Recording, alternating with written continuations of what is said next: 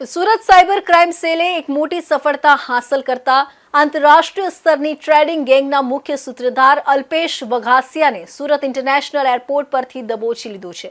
Share trading અને currency ટ્રેડિંગના નામે કરોડો રૂપિયાનું ફુલેકું ફેરવનાર આ આરોપી દુબઈમાં બેસીને નેટવર્ક ચલાવતો હતો।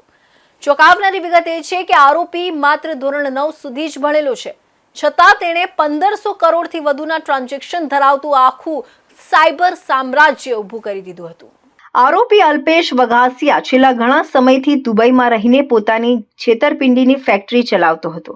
જો કે ત્યાંની વર્તમાન કફોડી પરિસ્થિતિ અને ખાસ કરીને યુદ્ધ જેવી સ્થિતિને કારણે તે દુબઈ છોડવા માંગતો ન હતો।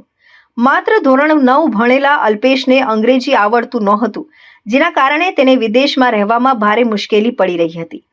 આખરે તેણે ભારત પરત ફરવાનો નિર્ણય કર્યો હતો, પરંતુ તેને પકડવા માટે પોલીસે પહેલેથી જ લુકઆઉટ સર્ક્યુલર LOC જારી કરી દીધો હતો। હંમેશા પોલીસને ચકમું આપનાર માટે અલ્પેશ વઘાસિયાએ 3 વખત સુરત આવવા માટે ફ્લાઇટ બુક કરાવી હતી, પરંતુ સંજોગવશાત તે ફ્લાઇટ રદ થઈ ગઈ હતી। છેવટે તે સીધો સુરત આવવાને બદલે પહેલા બેંકોક ગયો હતો। બેંકોકથી વાયા થઈને તે સુરત એરપોર્ટ પર ઉતર્યો ત્યારે સાયબર ક્રાઇમની ટીમે તેને કોર્ડન કરીને ઝડપી લીધો હતો। આરોપી મૂળ રાજકોટના ગોંડલનો વતની છે અને સુરતના વેલંજા વિસ્તારમાં આલિશાન બંગલામાં રહેતો હતો। આ સાયબર કૌભાંડ કેટલું વિશાળ છે તેનો અંદાજ તપાસ દરમિયાન મળેલા આંકડાઓ પરથી લગાવી શકાય છે। પોલીસ તપાસમાં બહાર આવ્યું છે કે આ ગેંગના અલગ અલગ બેંક ખાતાઓમાં કુલ 15 અબજ 36 કરોડ 30 લાખ 8,975ના ટ્રાન્ઝેક્શન થયા છે। આ રકમનો આંકડો જોઈને તપાસ કરતા અધિકારીઓ પણ ચોંકી ગયા છે।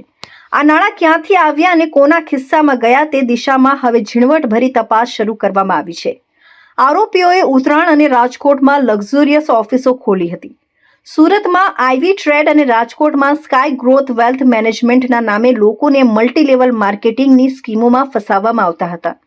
કોઈપણ વેલિડ લાયસન્સ વગર તેઓ કરન્સી ટ્રેડિંગ અને શેર ટ્રેડિંગમાં ઊંચા વળતરની લાલચ આપતા હતા।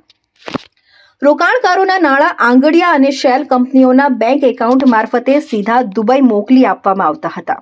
ગયા વર્ષમાં સુરત શહેર સાયબર સેલ દ્વારા આઈવી ટ્રેડની ઓફિસ જે ઉત્તરાયણ ખાતે હતી ત્યાં રેડ કરવામાં આવ્યું હતું અને જ્યાં તપાસ દરમિયાન બહાર આવ્યું કે વધારે વળતરની લાલચ આપીને એ લોકો સાથે રોકાણ કરાવતા હતા અને ખરેખર એકચ્યુઅલી કોઈ પણ જગ્યાએ રોકાણ નથી કરાવતા હતા અને તમામ પૈસા હવાલા અથવા તો આંગડિયા મારફતે દુબઈ ખાતે મોકલી આપતા હતા।